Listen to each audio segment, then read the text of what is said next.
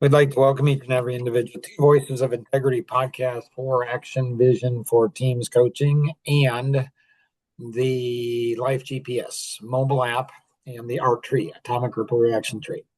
So when we look at creating movement, and that movement within is in your own company, your own group of people, your own organization. And John Miller did a phenomenal job John and Nora actually did a great job at the last Coffee Connection. If you're not participating in the live Coffee Connections, either in person or virtually, you'll want to do that.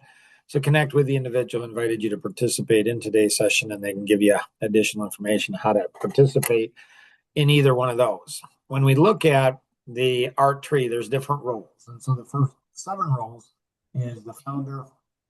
Role 1 is goal setter. Role 2 is follow up expert. Role 3 is drive and discipline. Role 4 is clear communication. Role 5 is accountability. And role 6 is teacher and student. So we're just going to focus on those 7. John, when you were working on the presentation for Coffee Connection and goal setting, was there any specific reason you came up with Hawaii as a goal, or was that something, just one possible thing, or was there some motivation behind it or experience behind it? That was just one thing, but it's something that over the years, a lot of people would like to go, and it's a goal that for most people, it almost seems like it's impossible. I'll never make it. Well, it's interesting because Roseanne and I had a goal of doing that. The I think it was the 3rd or 4th year we were married, and then I think we had plans to do it 5 or 6 years, and then she was pregnant, and then 9 years, and she was pregnant, and then 11 years she was pregnant. So Hawaii took a back seat for 7 pregnancies. But there was one year we actually had the flights booked, and we were gonna ready to fly over there, and everything was set. And then there was a big family reunion, and so we had a choice between going to Hawaii and family reunion. And so we chose to do the family reunion, which one of my aunts said, "I can't believe you'd choose that." I chose Hawaii. But it wasn't until 35 years into our marriage that we actually did it. And so that was what, 6, 7 years ago that we actually went over there with our daughter and son-in-law. And so that was a special experience. So um, the big goals in life, I think the longer it's good to think maybe not now, but not never. We're not saying, like, if we say not now, it doesn't mean not never. I think that a lot of times delayed gratification, the longer it takes to hit a goal, I think the more we appreciate it. The more we work for a goal, the more we sacrifice for a goal, the more risk we take for a goal, the more we appreciate, hitting that goal. So, Yep. John, let's get us started here. So we have a goal of going to Hawaii, and we're currently at home. So first thing we do is it'd be good to have a plan, some type of an action plan. And this is kind of put together through Action Vision. And so that's connected into our life vision. And so if we can connect goals into our life vision, then our vision is more powerful and the goals are more powerful. And then one of the actions is we need money. So go ahead and take it from here, John. You did a phenomenal job on kind of explaining it and going through it. So let's dive in with what you were going to share. Yeah, so what Mark was explaining, we know what we want. There's a couple things we need to decide. When do we want to go? And we need to figure out how much money is it going to cost so we can figure out how much or when can we go. So it's like if we, and this is a principle that applies to all areas of our life and our business. If we want something, let's say we want to run a $1 million business, we want to have $1 million in sales in 3 years or 5 years from now, and right now we're at 100,000. What do we need to do to get there? Are we going to just continue doing what we have been doing and hope it'll get there? Or are we going to come up with a plan and look at, okay, if we want to be at $1 million sales in 5 years, where do we need to be 3 years from now? Where do we need to be 2 years from now? Where do we need to be 1 year from now? And break that plan down into small steps. It's like, how do you eat an elephant? One bite at a time. So how do we know if we're on track to meet our goal for 5 years for $1 million in sales, or in 5 years to go to Hawaii? We need to keep track of where we're at. We need to break down the steps of what we need to do and have measurable results in measurable time frame so we can see, are we on track? And it might be you're not going to hit all your goals. And that's not bad. But you will hit 100% of the goals that you never set. If you don't set a goal, you'll hit it with 100% accuracy. And but if you don't set a goal, if you don't know where you're going, you'll never know when you get there because you don't know where you're going. So that's part of the principles and why it's important to set a goal. And it's not just in business or in life, but it could be in all areas of our lives, like in as far as weight or exercise or um, relationship with people or relationship with God, or it doesn't, you can set actions, we can set goals for everything, a lot of things that are in our lives, and that will help us to succeed and to achieve it. Yeah, and So Mark, I like what you said, John. You know, like my philosophy is if you reach every goal, like if you hit every goal you set, well, it's pretty simple. You haven't probably set high enough goals.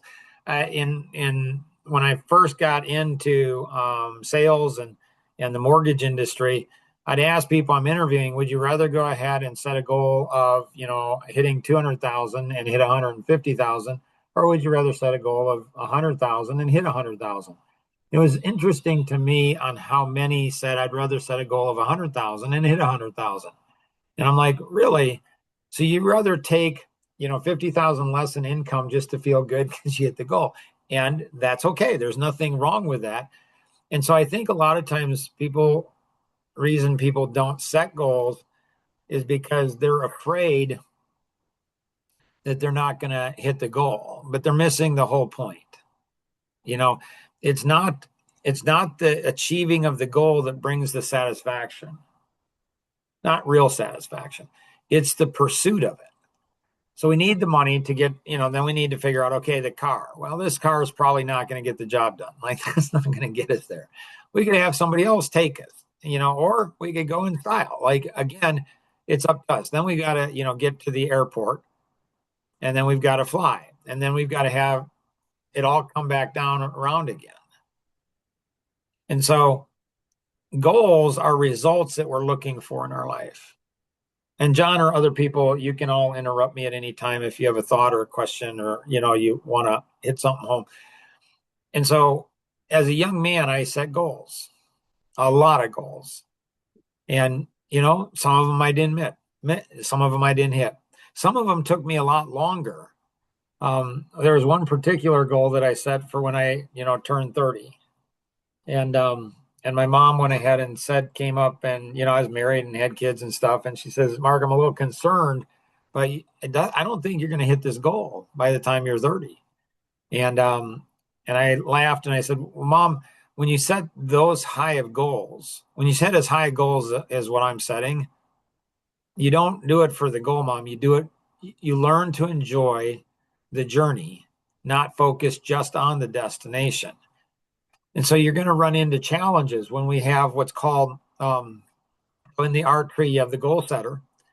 And so it's setting what results do we want to accomplish. And it's helping everybody else in the art tree learn how to set goals. I love what John said about, you know, I think it was something where he said, you're going to hit every goal that you don't set. And so, like, what do you want in life? We only get one life, right?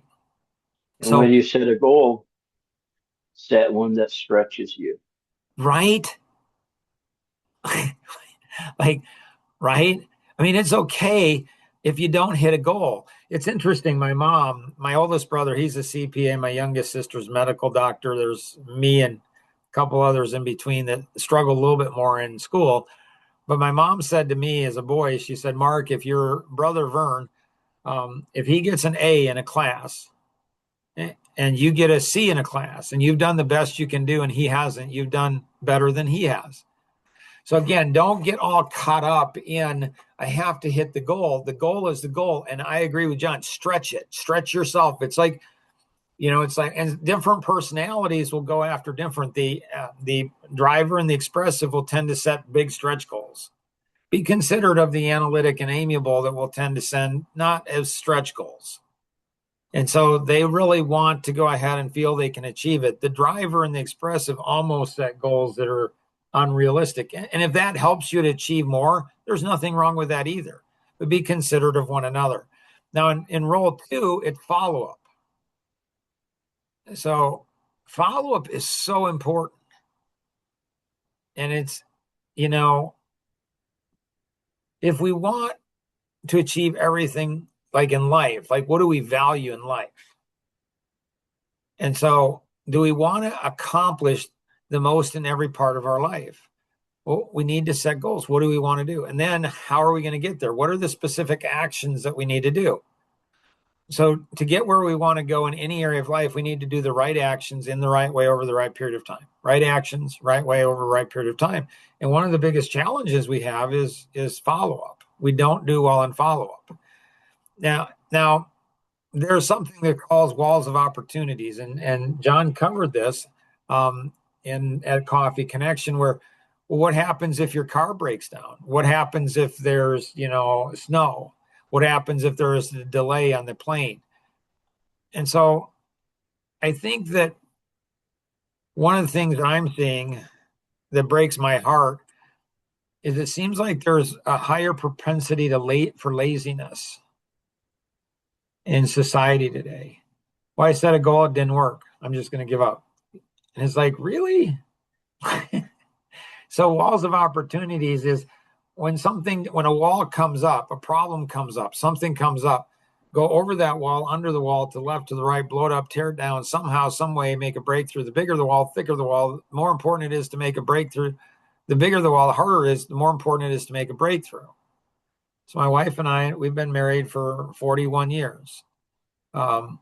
There's been some pretty substantial, there's been some really hard times. And so, the bigger the goal, the harder it is to achieve, the more obstacles that we're going to have. So anytime we run into an obstacle, a problem, there's 6 ways we can go ahead and, get through that wall, over to left, over, under, to left, to the right, blow it up, tear it down. Somehow, some way we're going to make a breakthrough. Bigger the wall, thicker the wall. More important it is to make a breakthrough. Don't give up. Just say, hey, okay, that didn't work. Somebody asked Thomas Edison, did you get discouraged over 1,000 times that you failed in inventing the light bulb? He said, I didn't fail 1,000 times. He said, I just found 1,000 different ways and then it didn't work. Some of the best inventions in the world are epic mistakes, failures. So 3M and the sticky notes. There's a guy who was at 3M, and a huge worldwide company, and he was trying to create glue that would be the most adhesive. It could adhere concrete or steel or anything together. Strongest glue in the world that's ever been invented. And he came up with the glue on sticky notes. Obviously, that didn't work so well. But he didn't say I failed. He just said, how can I apply, how can I take this? And then he created, he's like, oh, I could use it for this. That would be kind of neat. And then all of a sudden, people from around the campus started coming, asking him. And that product has become one of the most profitable products 3M has ever created. And it came from a mistake or not a success. So don't look at our success or our failures as failure. Failure is to try. The only way we can fail is to choose to fail. And we either choose to not try or not learn.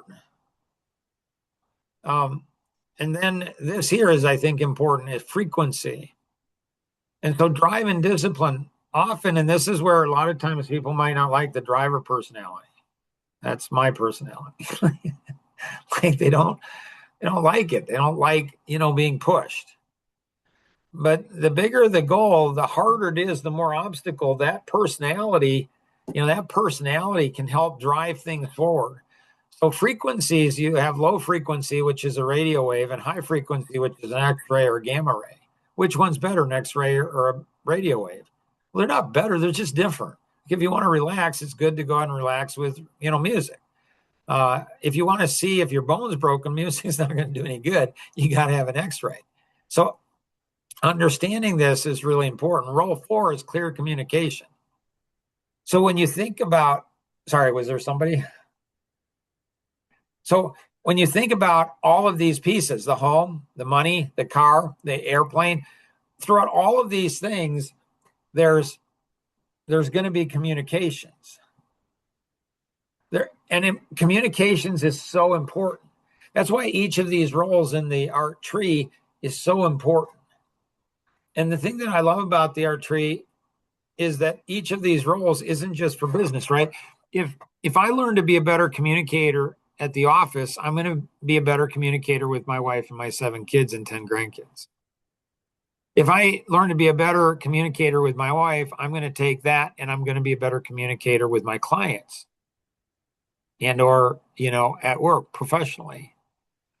And role 5 is accountability, and we need accountability. We often don't like accountability. We're doing actually on Thanksgiving morning, we're doing a podcast on discipline, self-discipline. And so some fascinating research, brain science research, and some other tools and systems. So again, what is your life vision? What were you put on this planet to do? What's your why? And then having accountability. And really what we want self-accountability more than anything else. We don't want our parents to go ahead and have to babysit us. We don't want a spouse to have to babysit us. We don't want coworkers to babysit us or the owner or the clients. We want to have personal accountability, personal self-discipline. And then role 6 is going to be teacher and coach. So there's all these things, like all of these actions are needed to get to our goal. And John and his team, John is a great leader with an unbelievable vision. So the bigger the vision, the bigger the goals. The bigger the goals, the harder the work, the more greater the sacrifice, and the greater the risks that need to be taken. Understanding how to do that and being willing to do that is what's absolutely magical. John, any other thoughts or questions or insights that you have on goal setting? So yeah, I think what you explained the step by step does very well. Um, and so yeah, just reinforce, get a goal. Doesn't matter what you want to do, where you want to be in any area, in every area of your life. Get a goal, and then pursue the goal. Nice. Mary, Elaine, Anita, any other thoughts or questions that any of you have?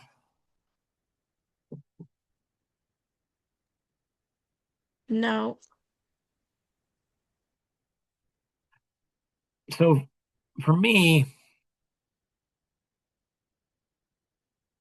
like it's interesting. I'll marry a client on Action Vision a number of years ago. She went ahead and she said, Mark, I struggle with motivation. And one of the famous speakers, not Zig Ziglar, but his mentor, I forget who it was now, but he said, I don't know how to motivate people, so I find motivated people. And I was talking to 2 of my nieces many years ago. We were co-authoring a book. They were 5 and 7 years old. And I said, hey, girls, how do you have any ideas on how to motivate people? And one of them, Brienne, said, well, Uncle Mark, she said, the way they motivate us in Girl Scouts is to share stories with us. And I'm like, wow. I mean, think about that. A 7-year-old, she had to know what motivation meant. She had to think about a situation, how she was motivated, and then how it was, okay, selling Girl Scout cookies, and then share stories. again, it goes back into communication. It goes back into communication where we're communicating along the way. We're encouraging, like geese when they're flying, they're squawking at the leader, because that's where the most resistance is at the beginning, right? It's at where the tip of the spear, that's where the most resistance is, the person in the front. So how do we encourage that person? How do we go out there? So all Mary said to me, she says, Mark, I'm struggling with motivation. I said, do you know what the advantage is of not being motivated? And she said, I don't. And I said, I think the advantage of not being motivated is it gives us an opportunity to exercise our self-discipline muscles. And so if we're motivated to do something, we don't need discipline because we're motivated to do it. But in my experience, the best goals, the biggest goals, often require us to do things we're not good at, we don't enjoy doing. And the more of those things that we do, the more success, the greater success it tastes to us, the more we appreciate it. So hopefully this is helpful. Take a little goal, like John said, it can be anything. You get good at setting small goals and coming up with actions and then pursuing yourself, rewarding yourself, disciplining yourself if you don't do the actions that you should do. And do this with other people. Do it with your art mentor. Do it with your 2 art buddies. Like, how do we go about doing this? And it can be in, again, any area of your life. If you have any questions on this, connect with the individual who invited you to participate in today's session, or you can call toll-free 888-230-2300, outside the U.S. 630-393-9909. And always remember, we can accomplish so much more together than we ever could on our own. Have an amazing day. Bye-bye.